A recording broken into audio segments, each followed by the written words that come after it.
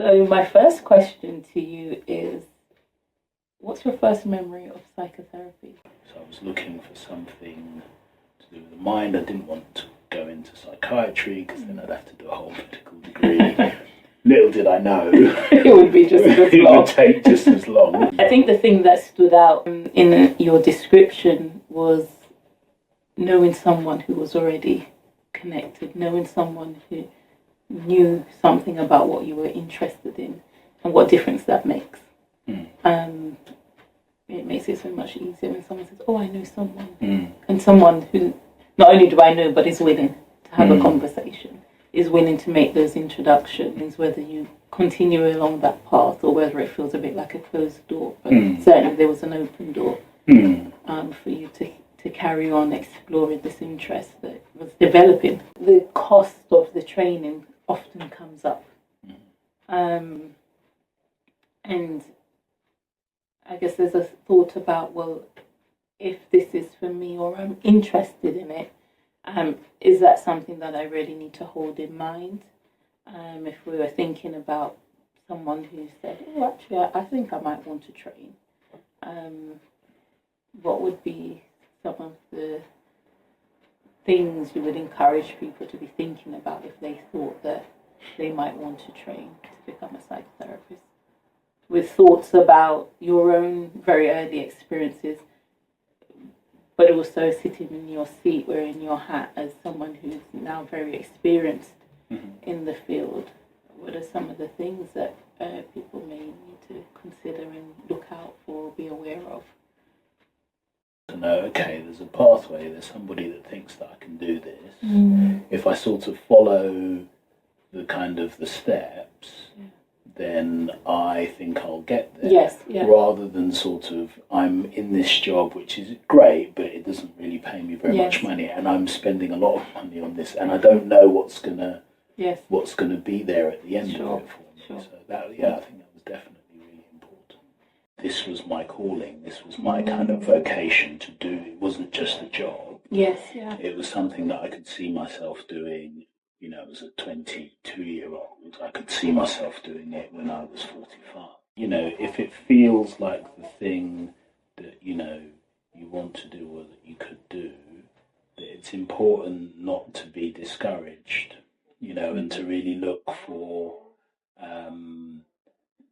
people that are on your side and who can help you to kind of, and to trust them, you know, to trust that even when they're saying things that you don't want to hear, people that are going to ask the difficult questions. Yeah, that they know that there's something, you know, like I don't want to spend this much money on, you know, I want to go out or something like that, that you can trust that they might be onto something that you don't know about. I think not, you know, going with things when you don't actually really know and trusting people is a really important part of the work, both putting yourselves in the hands of an analyst who's going to kind of be part of your training that you have. Very different to any other type of academic training. It requires more of yourself in ways that other trainings do not require. Marking on the board almost as your public declaration to the world that I'm becoming a psychotherapist, almost like I'm learning something in the presence of you live while it's happening. All of this sort of literature and theory and text that I'm taking in, actually it's playing out live here in front of me. And not only have I made the recognition, but I want to draw your attention to the fact that I see you almost. I see you in a different way. I see you more than, you know, adolescents playing pool. Actually, something else is happening here in this dynamic that I'm really interested about. But I also want you to know that I'm interested. I'm interested in what's beneath the surface, with the communication with each other, but also their communication to you, consciously or unconsciously. There's something about kind of really wanting to derive meaning from things and to understand what, you know, what things mean in terms of like experience and what the things that, kind of happen to a person and wanting to make sense of that. I think that's, if you've got that, I think that's a really, really important thing to have in this career, is wanting to make sense of things. Mm-hmm. So in terms of your training experience, were there any key or defining moments or anything that you sort of still hang on to, feels really significant in any kind of way? Being kind of really kind of tight with time and reliability and, the sort of, just having in myself a good principle about what patients should have, and what people kind of fundamentally need, and that you can't just be like, oh well, never mind, like that doesn't run at all. That was a really important experience I had in my first year of training. Being with Frank Lowe and Jonathan Bradley. That was in the other part of my placement in the adolescent department.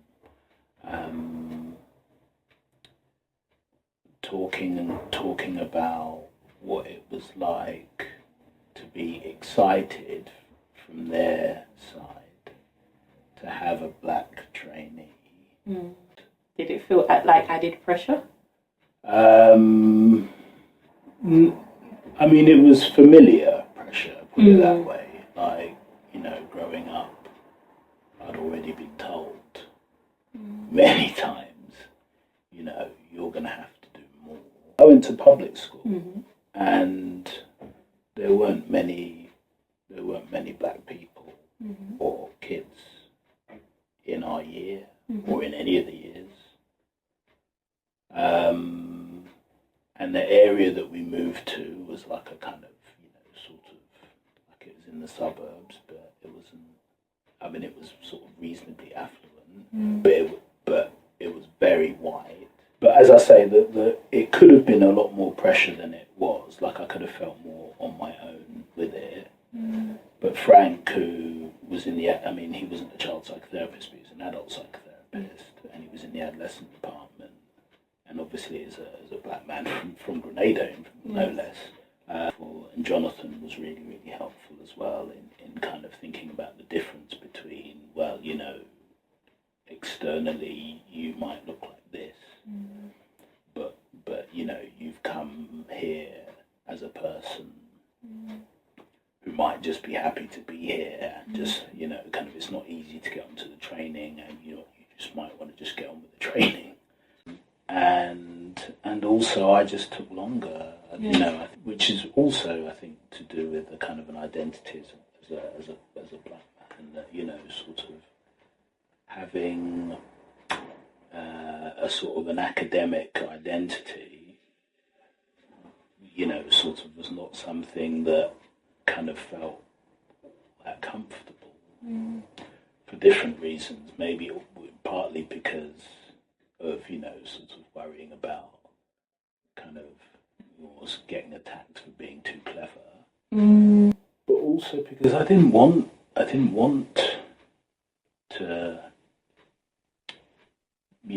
the pressure of it's hard sort of when the messages are kind of constantly like, you've got to do well, you've got to do well, you've got to do this, you've got to do that. It just felt it was a bit of a turn off. It was like there wasn't really any like opportunity to sort of really, or it was harder to enjoy the experience, to enjoy academia and learning. Not that I didn't enjoy parts of learning, I did, but but there was always attached to this kind of thing, which didn't feel good. It didn't feel like a good thing. It just felt like there was, like the world is a horrible place, and if you don't protect yourself, then you'll be in trouble. And I was also aware of having to be very, very clear when I was communicating and saying things so that I wasn't misunderstood. And, sort of, so it was all of that kind of constituted, I think, a bit of a kind of, on the one hand, it was driving me to do better, and on the other hand, it was like making me not want to have anything to do with any of it at all. Sure. When you say such a long time, did you interview more than once for a place, or just the journey? For the place, For the place, so the first year that I applied, I didn't get on. So having those people that, it's almost, I don't know if it's altered the trajectory, but it's almost like a flick of a switch that sort of changes the direction of the thought process that leads you to other things, to do things differently, to think differently, and ultimately to have different outcomes. And I think how to notice those people as important people, because I think two people can hear the same thing and may have a completely different response or be quite rejecting of it, because it feels too much, too persecutory, far too attacking, and I'm just going to reject it completely, rather than take in and realise that actually I have a choice to do something different, which will ultimately give me the outcome I want.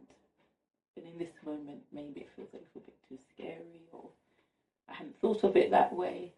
So I guess those 2 points feel like an invitation to look within, which I guess in everyday life we don't often pause enough to notice and to take in, or to see when those really subtle, almost subtle turning points happen. So it's been interesting to have some insight into that. The work needing to start with us, how we treat ourselves is so important, and maybe something that we don't always think about. I guess for children and families who are considering therapy, or therapy has been recommended by a professional, what kind of advice might you give them with that thought in mind about work beginning with us, which will determine future outcomes? Because I think often we think about, you talked about the big bad world out there, and if you don't sort of protect yourself, so we often think about things happening to us, or people doing things to us. But I think psychotherapy is an invitation to look within and to think about actually which bits are we doing, or what might we think about. My advice,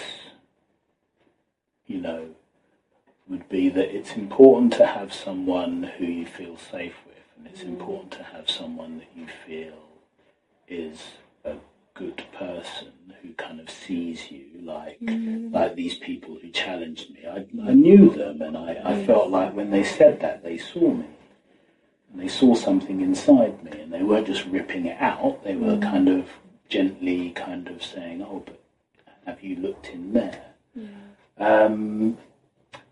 But I think as well as having a person that feels nice in that way, it's important in therapy to have someone who doesn't have to be like a nice person all the time, and you can actually really not like them. In the same way as, it's important to have that with family, Sure. to have, and friends, or, although they're not, your therapists are not, your family, and they're not your friends, but it's important that you don't have to have a nice relationship or a nice time with them. And if you go to therapy and feel like you really don't like them sometimes, that's maybe when something quite important is happening.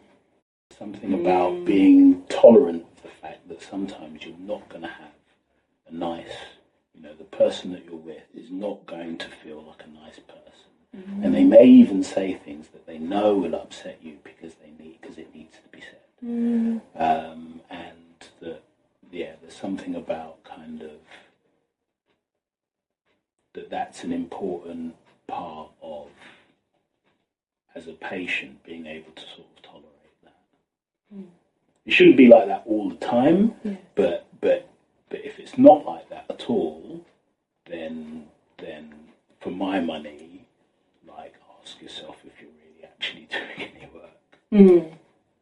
Yeah. That would be my advice.